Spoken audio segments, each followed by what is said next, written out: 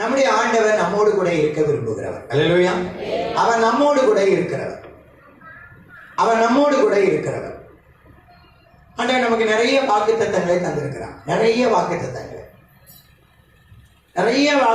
கத்த தந்திருக்கிறார். ஒவ்வொருவருக்கும் தனி வாக்குத்தத்தங்களை கத்த தந்திருக்கிறார். எல்லா வாக்குத்தத்தங்களும் விசுவாசிக்கிற நமக்கு அது கிறிஸ்துவுக்குள் ஆமென்றும் ஆமேன் என்றே இருக்கிறது. வாக்குத்தத்தங்கள் எல்லாம் நாம் ஆமேன் என்று நாம் உற்சாகமா எடுப்போம் சொன்னா அது அப்படியே ஆகும். அல்லேலூயா, அல்லேலூயா. அதுதான் வேதம் நமக்கு மிக தெளிவாக சொல்லுகிறது. நீங்க ஆமென்றும் ஆமேன் என்றே சொல்லுங்க. ஏன்னா அது எல்லாமே கிறிஸ்து இயேசுக்குள் நமக்காக வைக்கப்பட்டிருக்கிறது. கர்த்தர் சொன்னாரு, நீ தீங்க காண மாட்டேன். காரணம் என்ன? இஸ்ரவேலின் ராஜாவாகிய கர்த்தர் உன் நடுவில் இருக்கிறார். என் நடுவில் கர்த்தர் இருந்தால் நான் தீங்க நினைச்ச மாட்டேன், காண மாட்டேன் என்று நாம் ஆம் என்று எடுத்துக்கொள்ளுகிற போது அது நம்ம வாழ்க்கையில அப்படியே ஆகுது என்பதை பார்க்கிறோம். அப்படின்னு நம்முடைய ஆண்டவர் நம்மோடு கூட வந்து வாசம் பண்ணினார் அல்லது பண்ணுகிறார் என்றால் நம்மை ஒரு கணம் திரும்பி பார்க்கணும். நம்முடைய வழிகளை ஆராய்ந்து பார்க்கணும். நம்மில தேவன் கூட இருக்கிறார் என்பதை உறுதிப்படுத்துகிறது. அல்லேலூயா, அல்லேலூயா. வாசிக்கலாம். யோவான் 14ஆம் அதிகாரம் 23வது வசனம். ஒருவன் என்னில் அன்பாயிருந்தார், அவன் என் வசனத்தை கைக்கொள்ளுவான், என் பிதா அவனிடத்தில் அன்பாயிருப்பார், நாங்கள் அவனிடத்தில் வந்து அவனோட வாசம் பண்ணுவோம். அல்லேலூயா. நாங்கள் அவனிடத்தில் வந்து அவனோட வாசம் பண்ணுவோம். நாங்கள் அவனிடத்தில் வந்து அவனோட வாசம் பண்ணுவோம். ஆண்டவர் நமக்கு வாக்கு பண்ணி இருக்கிறாங்க. இஸ்ரவேல் ராஜாவாகிய கர்த்தர் முன்னாடி, அல்லேலூயா, நம் நடுவில் கர்த்தர் இருக்கிறார் என்று. நமக்குள் நடுவில் இருக்கிற கர்த்தர் நமக்குள்ளே வந்து வாசம் பண்ண விரும்புகிறார். அல்லேலூயா. நமக்குள்ளே வாசம் பண்ணுகிறவர் அவர். இங்கே ஆண்டவர் தம்முடைய சீஷர்களை பார்த்து சொல்லுகிற ஒரு வார்த்தையை தான் நம்ம பார்க்கிறோம். கலங்கி போய் கவலையோடு வேதனையோடு எதிர்காலத்தை குறித்த பயத்தோடு, ஏன்னா ஆண்டவர் இயேசு கிறிஸ்து சொல்லிட்டாங்க, நான் இவ்வளவு நாள் உங்க கூட இருந்திருக்கேன், நான் இனி போக போறேன். அல்லேலூயா. நான் இனி போக போறேன். நான் இருந்தது இல்லை, இனிமேல் நான் இருக்க போறதில்லை, நான் போக போறேன். நான் மரித்து உயிரோடு எழுந்து பிதாவின் சமூகத்துல போய் நான் அங்க அமர போறேன். இப்ப இவ்வளவு நாள் அவங்க என்ன நினைச்சிருந்தாங்கன்னா, அவர் எங்களோட கூட இருக்கிறார். அல்லேலூயா. எங்க கூடயே இருக்கிறார் என்று எண்ணின அவர்களுக்கு இப்ப என்ன வந்துச்சுன்னா, கலக்கம் வந்துச்சு, பயம் வந்தது, எதிர்காலத்தை குறித்த கேள்விகள் நிறைய வந்துச்சு. இது எல்லாவற்றின் நடுவிலும் ஆண்டவர் அந்த வேத பகுதி முழுவதும் நீங்க வாசிச்சு பாருங்க, அங்கே தெரியும். அவர் சொல்லுகிறார், நான் போவேனானால் அது உங்களுக்கு நலமா தான் இருக்கும், நான் போகிறது உங்களுக்கு பிரயோஜனமா இருக்கும். காரணம் என்னன்னா, நான் போனாதான் தேற்றரவாளன் வருவார். அல்லேலூயா. தேற்றுகிறவர் வருவார். தேற்றுகிறவர் வந்து உங்களுடைய பாவம் என்ன, உன் நீதி என்ன, நியாய தீர்ப்பு என்ன, இதையெல்லாம் உலகத்தை குறித்து கண்டித்து உணர்த்துவார். அல்லேலூயா. நான் போகிறது உங்களுக்கு பிரயோஜனமா இருக்கும், அவர் வருவார் என்று அவர் குறிப்பிட்டாலும் அவர் இறுதி கலங்கின போது அவங்க எல்லாம் என்ன யோசிச்சிருப்பாங்க? ஆண்டவரே, நீங்க என் கூட இருப்பீங்க நாங்க நம்பணுமே. அல்லேலூயா. நீங்க என் கூட இருப்பீங்க நாங்க நம்பணுமே. நீங்க எங்க கூட இருந்தப்போ எவ்வளவு அழகா இருந்துச்சு. வெறும் 5 அப்பம் 2 மீன் தான், ஆனா நாங்க ஒவ்வொருத்தரும் ஒவ்வொரு கூட நிறைய தூக்கி சுமந்துட்டு போனோமே. எங்களுக்கு திருப்தியா நாங்க சாப்பிட்டோமே. நாங்க கடல் அலை வந்துச்சு, அலையில நீங்க இருந்தீங்க, நாங்க பயந்தோம் உண்மைதான், ஆனா நீங்க இருந்ததுனால நாங்க அமிழ்ந்து போகாம இருந்தோமே. நாங்க போகிற பாதையில எங்க பாதையில நாங்க சண்டை பண்ணிக்கிட்டோம், ஆனா நீங்க சொன்னீங்க, நீங்க என்ன செய்யாதீங்க, சண்டை போடாதீங்க, நல்ல உபதேசங்களை தந்தீங்க.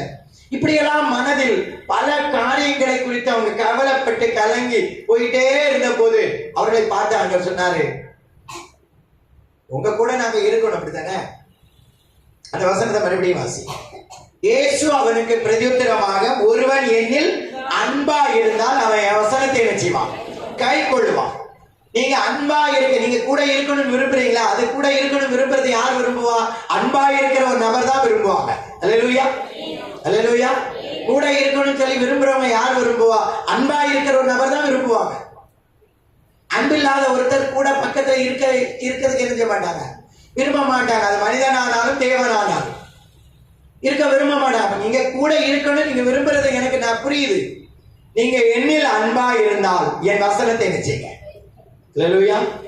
நீங்க என்னிடத்தில் அன்பா இருந்தா என் வசனத்தை கை கொள்ளுங்க. கை கொள்ளுவான். அவனில் என் பிதா அன்பா இருப்பார். நாங்கள் அவனிடத்தில் வந்து அவனோட வாசம் பண்ணுவோம். அல்லேலூயா. அல்லேலூயா. இப்போ நீங்க நான் ஒருத்தர் வரணும்னு நினைக்கிறீங்க.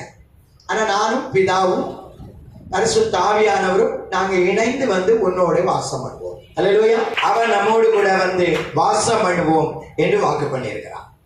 எப்போது? அவரிடத்தில் அன்பா இருக்கும் பொழுது. நீங்க ஒருவேளை கேள்வி கேட்கலாம், நான் அன்பா இல்லையா அப்படின்னு சொல்லி.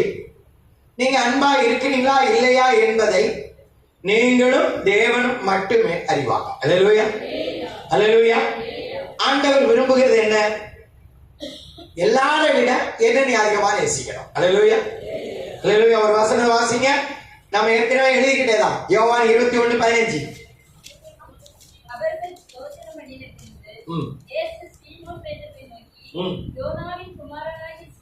யோனாவின் குமாரனாகிய சீமோனே,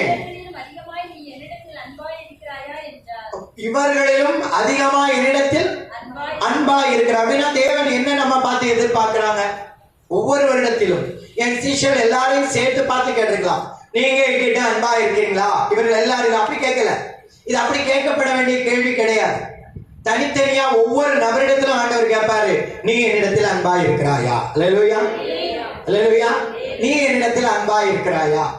ஒரு கணவன் மனைவி இருக்கிறாங்க, பெற்றோர் பிள்ளைகள் இருக்கிறாங்க, சகோதர சகோதரிகள் இருக்கிறாங்க. இவங்கெல்லாம் ஒரே குடும்பம் தானே, குடும்பமா தானே உட்கார்ந்து இருக்காங்க. அதனால அவங்க கிட்ட போய் நீங்கள் எல்லாரும் என்னிடத்தில் வெளியே இருக்கிற எல்லாரை விட நீங்க அதிகமா அன்பா இருக்கிறீங்களா அப்படின்னு கேட்பாருன்னா கேட்க மாட்டார். அல்லேலூயா. அந்த வீட்டுக்குள்ளேயே கணவரிடத்தில் ஆண்டவர் கேட்பார், இவர்களிலும் அதிகமா என்னிடத்தில் அன்பா இருக்கிறாயா? மனைவிடத்தில் கேட்பார், இவர்களிலும் அதிகமா என்னிடத்தில் அன்பா இருக்கிறார். ஒவ்வொரு நபரிடத்திலும் ஆண்டவர் கேட்க விரும்புகிறார், இவர்களிலும் அதிகமாய் அன்பா இருக்கிறாயா? அல்லேலூயா. அன்பா இருக்கிறேன்னு சொன்னா முதல்ல என்ன செய்யணும்? ஆண்டவருடைய ஊழியத்தை, அல்லேலூயா, ஆண்டவருடைய ஊழியத்தை செய்யணும். உங்களால என்ன முடியுமோ முடிஞ்சதை செய்யணும். அல்லேலூயா. அல்லேலூயா. முதல்ல குடும்பத்துக்கு என்ன செய்யணும்? ஊழியம் செய்யணும். அல்லேலூயா. அல்லேலூயா. மனைவி கொடுத்த கணவருக்கு, கணவர் கொடுத்த மனைவிக்கு, பிள்ளைகள் பெற்றோருக்கு, கர்த்தருடைய வசனத்தை, என் வசனத்தை கை கொள்ளுவான் என்பதுதான் கர்த்தருடைய அன்பு. அல்லேலூயா. அப்ப அன்பு என்பது என்ன? வசனத்தை கை கொள்ளணும். வசனத்தை கை கொள்ளணும். முதல்ல கர்த்தர் நமக்கு தந்த பொறுப்புகளை நாம் உண்மையா கர்த்தருக்கு பிரியமா அதை செய்யணும். அல்லேலூயா. அல்லேலூயா.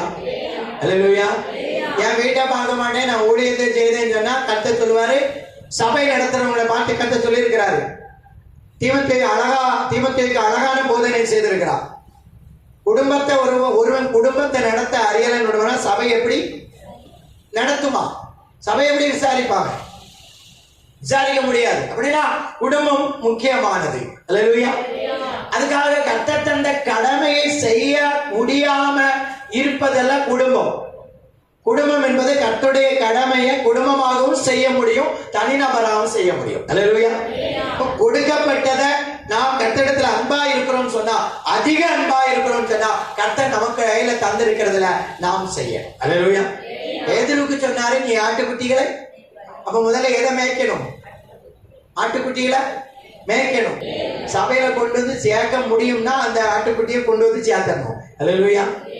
எப்படி ஆயிலும் கர்த்தரிடத்துல அன்பா இருக்கிறேன்னு சொல்றவங்க அவருடைய ஊழியத்தை செய்யணும். அல்லேலூயா. அவங்க நாம் கவனிக்கிறோம், அதிகமாய் அன்பா இருக்கிறாயா? யோவான் 15:9 வாசிங்க. பிதா என்னில் அன்பா இருக்கிறது போல நான் உங்களில் அன்பா இருக்கிறேன். யாருடைய அன்பில நிலைத்திருக்கணும்? யாருடைய அன்பில? இயேசுவின் அன்பிலே என்ன செய்யணும்? நிலைத்திருக்கணும். அல்லேலூயா. இயேசு கிறிஸ்துடைய அன்பில நிலைத்திருக்கணும். சாதாரணமா மனுஷன் மேல நான் அதிக அன்பா இருக்கிறேன், அதிக அன்பா இருக்கிறேன், அதிக அன்பா இருக்கிறேன் அப்படின்னு சொல்லி சொல்லி சொல்லி சொல்லி இயேசுடைய அன்பை தள்ளிடக்கூடாது. அல்லேலூயா. அல்லேலூயா. இயேசு கிறிஸ்துடைய அன்பில என்ன செய்யுங்க? நிலைத்திருங்கள் என்று ஆண்டவர் சொல்றார். என்னுடைய அன்பிலே நிலைத்திருங்கள் என்று ஆண்டவர் சொல்றார். எது இயேசுடைய அன்பு? வேகமா வாசிப்போம். 1 யோவான் 3:23. 1 யோவான் 3:23. நான் அவருடைய குமாரனாகிய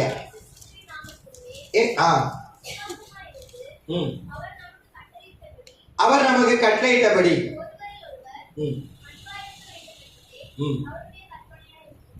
அன்பா இருக்க வேண்டும் என்பதே அவருடைய கற்பனையா இருக்குது. இன்னொரு வசனத்தை வாசிங்க, 4:21.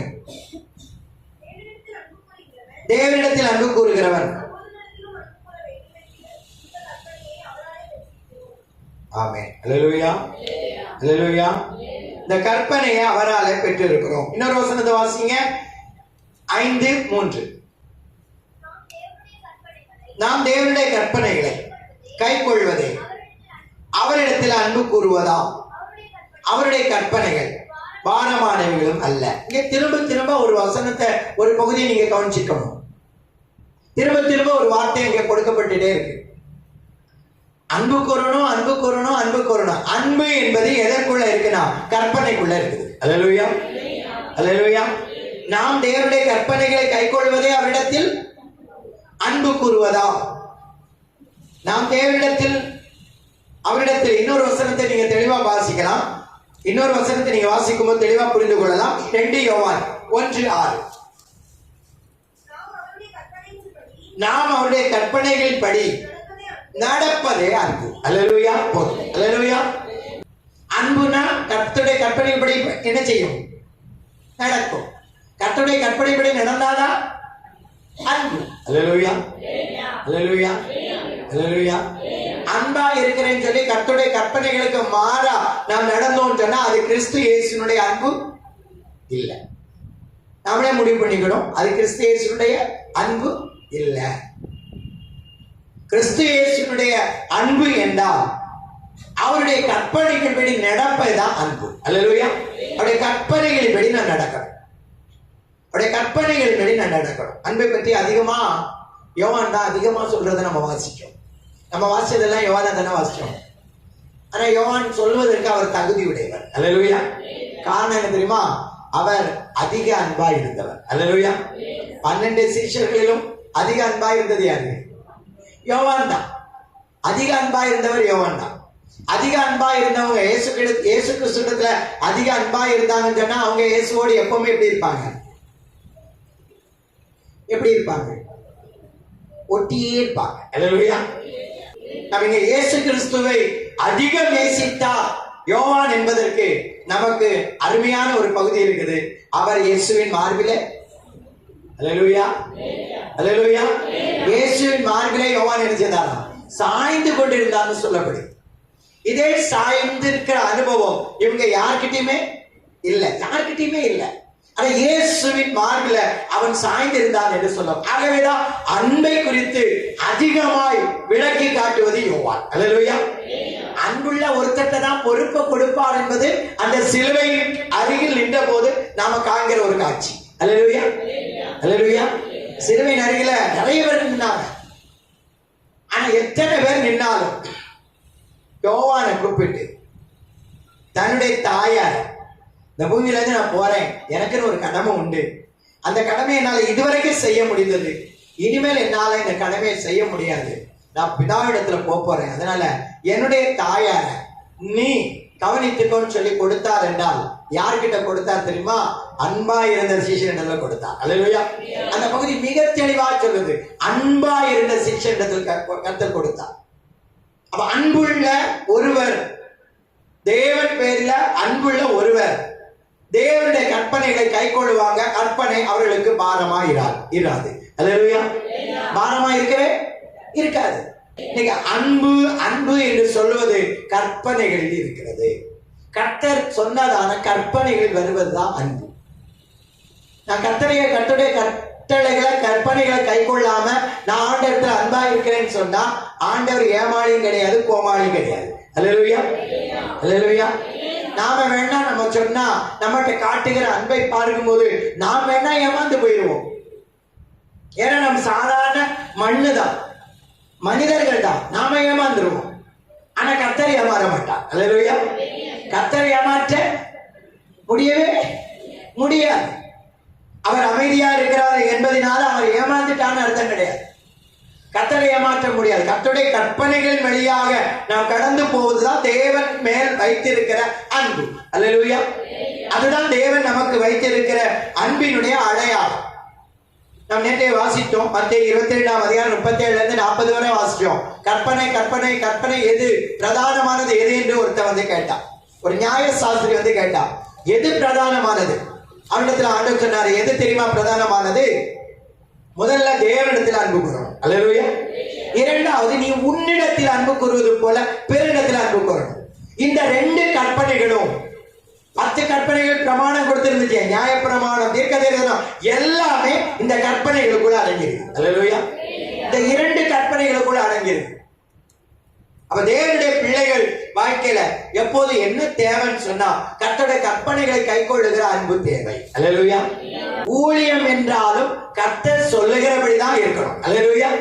கர்த்தர் தந்திருக்கிற கிருபைப்படிதான் இருக்கணும். கர்த்தர் தந்திருக்கிற வரத்தின்படிதான் இருக்கணும்.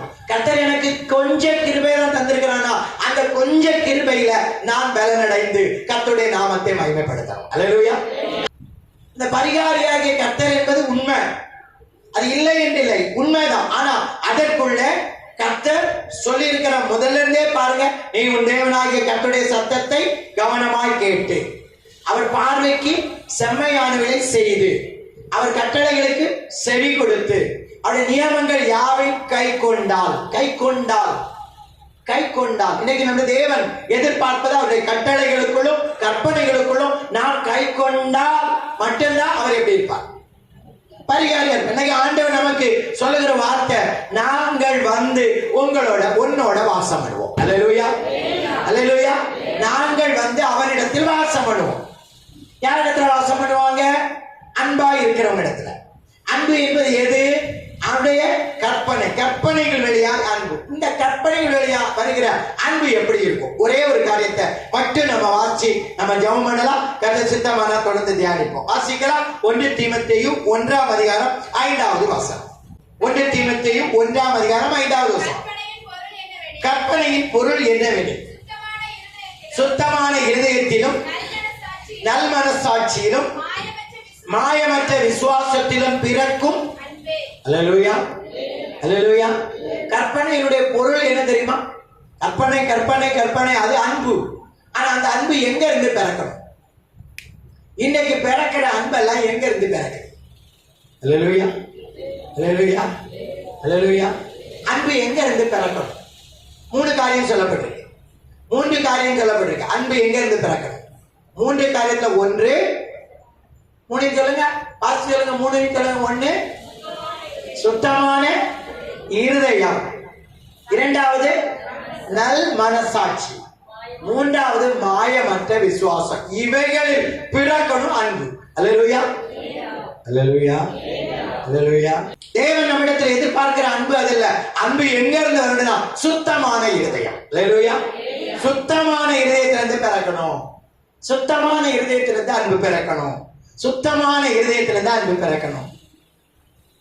தாவீது தவறு செய்த போது தேவனிடத்தில் சொன்ன ஒரு காரியம் அதுதான். தேவனே, சுத்த இருதயத்தை என்னிலே சிருஷ்டியும். சுத்த இருதயத்தை என்னில சிருஷ்டியும் அப்படின்னா என்ன செய்யுங்க? எனக்கு அந்த இருதயத்தை தாங்க, ஒரு புதிய இருதயத்தை எனக்கு தாங்க, சுத்தமானது தாங்கன்னு கேட்டாங்க. அல்லேலூயா. அல்லேலூயா. சுத்தமான இருதயத்தை எதிர்பார்த்தாங்க. சுத்தமான இருதயத்தை உடையவர்கள் மத்தியில தான் தேவனிடத்தில் இருந்து பிறக்கிற அன்பு பிறக்கும். அல்லேலூயா. அல்லேலூயா. அந்த அன்பு பிறக்கும். தேவனிடத்திலிருந்து பிறக்கிற அந்த அன்பு பிறக்கணும் சொன்னா சுத்தத்தை விரும்புகிற ஒரு இருதயமாக இருக்கணும். அல்லேலூயா. சுத்தமான இருதயம்னு சொன்னா அதுக்கு நிறைய வசனம் இருக்குது. நான் நேரங்கள் கடந்து போனதுனால நான் இதை முடித்துக் கொள்கிறேன். அதுல ஒரே ஒரு பகுதியை நான் சொல்லி ஜெபத்துக்குள்ள நடத்த விரும்புகிறேன். மார்க்கு 7ஆம் அதிகாரம் 20 - 23 வரை வேகமா வாசிங்க. மனுஷனுக்குள்ளே இருந்து புறப்படுகிறதே மனுஷனை தீட்டுப்படுத்தும். எப்படி எனில், மனுஷனுடைய இருதயத்துக்குள்ளிருந்து பொல்லாத சிந்தனைகள், உபச்சாரங்கள், பேசித்தனங்கள், கொலைபாதகங்கள், களவுகள், பொருளாசைகள், துஷ்டத்தனங்கள், கபடும், காம விகாரமும், வன்கண்ணும், தூஷணமும் பெருமையும் மதிகேடும் புறப்பட்டு வரும். அல்லேலூயா. சொல்லப்பட்டிருக்க 13 காரியம் சொல்லப்பட்டிருக்கு. 13 காரியங்கள் சொல்லப்பட்டிருக்கு. இதெல்லாம் எங்க இருந்து புறப்படுமா? எங்க இருந்து புறப்படும்? இருதயத்துக்குள் இருந்து புறப்படுமா? இதெல்லாம் புறப்படுகிறது இருதயத்துக்குள்ளிருந்து புறப்படும். இவைகள் தான் ஒரு மனிதனை தீட்டுப்படுத்தும். ஆனா தீட்டுப்படுத்துவது எது? இருதயத்துக்குள்ளிருந்து புறப்படுகிறதே. புறப்படுகிற இவைகள் தான் பெருமை, தூஷணம், மற்றவங்க பேசுகிற கெட்ட வார்த்தைகள் நம்முடைய இருதயத்தை என்ன செய்யும்? என்ன செய்யும்? தீட்டுப்படுத்தும். தீட்டுப்படுத்தும். சுத்தமான இருதயத்திலிருந்து பிறக்கிற அன்பைத்தான் தேவன் எதிர்பார்க்கிறாரே தவிர இப்படிப்பட்ட இருதயத்திலிருந்து பிறக்கிற அன்பு தேவனுடைய கற்பனையின்படியாக வருகிற அன்பு கிடையாது. அல்லேலூயா, அல்லேலூயா, அல்லேலூயா. இன்னைக்கு நாம் ஆண்டவர் சமூகத்துல நம்ம அர்ப்பணித்து ஜெபிக்க போறோம். ஸ்தோத்திரம். நம்ம அர்ப்பணித்து நம்ம ஜெபிக்க போறோம். நேரம் கடந்து போயிடுச்சு. நம்ம அர்ப்பணித்து ஜெபிக்க போறோம். நம்ம என்ன வாஞ்சிக்க போறோம்னா, நாம் தவறு செய்தோம் என்ற அடிப்படையில் அல்ல நாம் தேவ சமூகத்தில் ஒப்பு கொடுப்பது. ஒரு சுத்தமான இருதயம் எனக்கு தாங்க. அல்லேலூயா. எனக்கு தந்திருக்கிற இருதயத்தை இன்னும் சுத்தம் பண்ணுங்க. அல்லேலூயா. எப்போ இயேசு கிறிஸ்து நாம் ரத்தத்தால கழுவினாங்களோ அப்பவே நாம் சுத்தவான்களாய் மாற்றப்படுகிறோம். அல்லேலூயா. சுத்தவான்களாய் மாற்றப்படுகிற நம்முடைய இருதயத்துக்குள்ள தேவையற்றது வீணானது வரும்போது அந்த வருகிற அவைகள் நம்முடைய இருதயத்துக்குள்ள இருப்பதற்கு நாம் இடம் கொடுக்காம இருக்கணும்னா இருதயம் சுத்திகரிக்கப்படும். அல்லேலூயா. இல்லைன்னா கோபம், எரிச்சல், ஸ்தோத்திரம், ஸ்தோத்திரம், இந்த மதிகேடான எல்லாமே உள்ள வந்து உட்கார்ந்துருக்கும். அல்லேலூயா. இது ஒரு பக்கத்துல உட்கார்ந்துருக்கும், ஒரு பக்கத்துல கர்த்தரை ஆராதிப்போம். சமயம் வரும்போது துதிக்கிற வாயிலிருந்து சபித்தல் வரும். அல்லேலூயா. சமயம் வரும்போது துதிக்கிற வாய் கெட்ட வார்த்தை பேசும். துதிக்கிற வாய் பொய் சொல்வதற்கு அஞ்சாம பொய் சொல்லும். அல்லேலூயா. கர்த்தரை துதிக்கிற வாய் கர்த்தருக்கு பிரியமில்லாததை செய்வதற்கு துணிகரம் கொள்ளும். காரணம் என்னன்னா, கொஞ்சம் கொஞ்சமா கொடுக்கப்பட்ட அந்த இருதயத்தில் கொஞ்சம் கொஞ்சமா இடத்தை அந்த ஆக்கிரமிச்சதுனால இன்றைக்கு உணர்வில்லாத ஒரு இருதயம் இருளடைந்து போகிற நிலைமைக்குள்ள போயிது. அதுக்கு பிறகுதான் அவங்களால கர்த்தரை துதிக்க முடியாது. அல்லேலூயா, அல்லேலூயா. தேவ சமூகத்துல வந்திருக்கிற தேவ பிள்ளைகளாகி நீங்களும் நானும் கர்த்தரால் ஆசீர்வதிக்கப்பட அழைக்கப்பட்டவர்கள். அல்லேலூயா. ஆண்டவர் சொல்றாங்க, நாங்க உங்ககிட்ட வந்து என்ன செய்வோம்? வாசம் பண்ணுவோம். நாங்க உங்ககிட்ட வந்து வாசம் பண்ணுவோம். யாராவது கிட்ட பேசுறாங்கன்னா அந்த வார்த்தையை நீங்க இன்னொருத்தட்ட இப்படி பேசுறான்னு சொல்லாதீங்க. அது சீ என்று நீங்க அறிவறுத்தீங்கன்னா கர்த்தர் உங்க மேல பிரியமா இருப்பார். அல்லேலூயா. கர்த்தர் உங்கள் மேல் பிரியமா இருப்பார். இன்னைக்கு இந்த பகல் நேரத்துல கர்த்தர் நம்மோடு கூட பேசுகிற அந்த வார்த்தைகளுக்கு நம்மை அர்ப்பணித்து ஒரு சுத்தமான இருதயத்தை நம்ம கேட்போம். இருதயத்தில் சுத்தம் உள்ளவர்கள் பாக்கியவான்கள், அவர்கள் தேவனை. அல்லேலூயா.